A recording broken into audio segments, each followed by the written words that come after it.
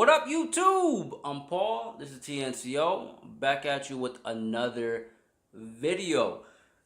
So, as usual, we're going to do what we usually do. We're going to start spoiler free. I'm going to give you a rating somewhere in the middle, and then I'm going to give you a bunch of spoilers at the end. But I want to let you know with this movie, it's very hard not to hit you with, spoilers. There's like a lot of spoilers, a lot of little Easter eggs and things throughout the movie. So it's very hard for me to kind of watch what I say. So it seems like I don't know what the heck I'm talking about. It's because I'm just trying to avoid, not giving you guys too much throughout the movie. So the movie starts off and it's very just kind of subtle.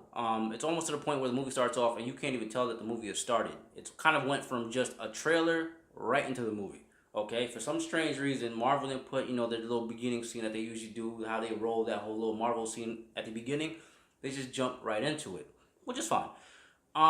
Then as the movie kind of progresses, they're kind of showing you who's left on Earth, what's kind of happened to the other people, where they've went, they're disappeared. But then it's trying to show you also how it has affected Earth and the people who are still there. What I do like about the movie is it does progress into the future. So it's not like it happened today and then they're just showing you all the effects from tomorrow. They're showing you effects from at least 5 years into the future, where they're showing you what has happened to these people's families, to the team, to the Avengers team, to just the city, to Earth in general. They're showing you exactly what has happened with just kind of what everything that's going on, right? And Robert Downey Jr. played such an amazing role throughout this whole movie. The way his acting was just great. Okay, it was just amazing.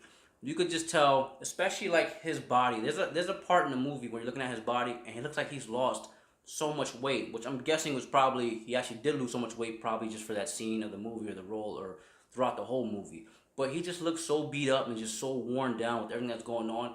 It seems truly believable. For some strange reason though, Captain Marvel and Captain America, they were like super groomed throughout the whole movie. They were always fresh. Everybody looked just so beaten and worn down, like they was really like in distress and they were just really sad and depressed. But Captain Marvel and Captain America just looked like whatever.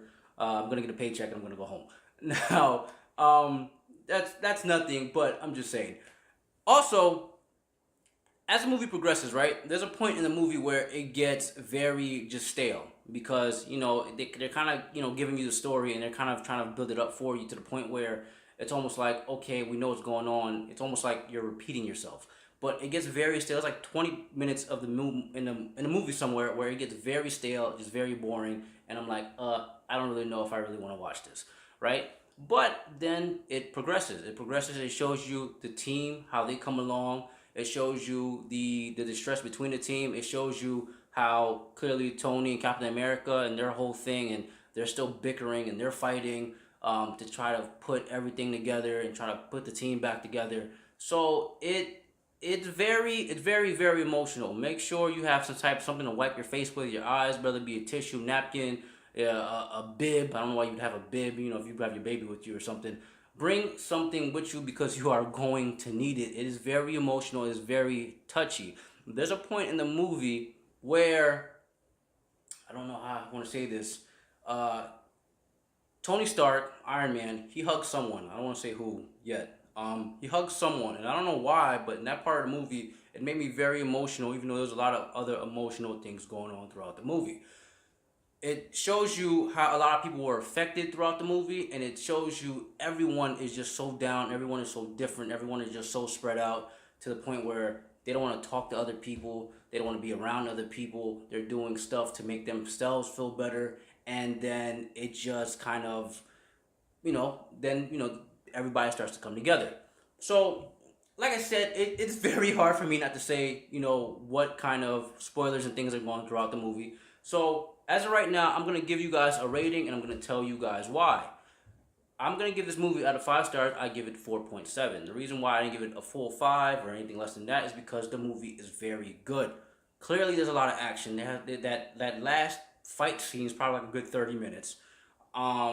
There's It's very emotional to the point where it's not your typical Marvel movie where you're just kind of laughing and there's action and then that's it and the movie's over. It's very emotional. It's almost like, for anyone who's seen Logan, it's kind of like Logan in that sense of emotional. Please bring some, like I said, to wipe your face with. You will need it.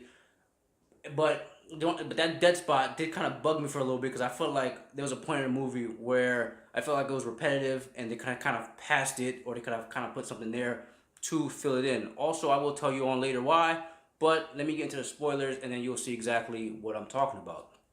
As of right now, cut off the video if you don't want to watch any spoilers, but if you do, continue and thank you.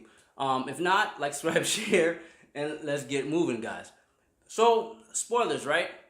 What I didn't like is the Incredible Hulk. So when you watch Infinity War, you see that Hulk is. It seems like he's scared. It seems like after everything that Thanos has done to him and everything, Hulk never kind of comes back. Now in this movie, Dr. Banner has been able to, I guess, merge himself with Hulk. So he's in Hulk's body, but as Dr. Banner with his brain, and he can control both sides of Hulk. So it's not just that angry, aggressive side, right?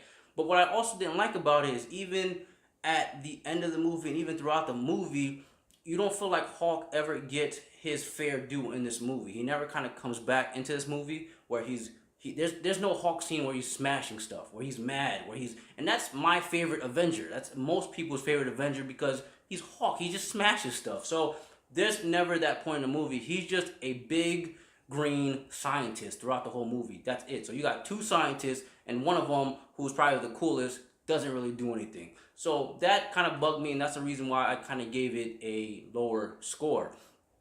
Also with Captain Marvel, even though I know they gave her her own movie and everything, and it was almost, to me, the movie just kind of felt like the reason why she got her movie was just to introduce her into this series. It kind of feels like the amount of times that she was actually in this movie, it kind of made it seem like there was no need to actually give her a movie.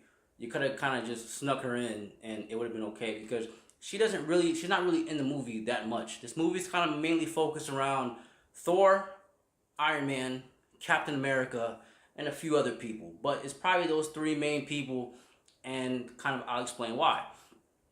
So, as the movie progresses, the team comes along, they figure everything out. There's a lot of time traveling in between this.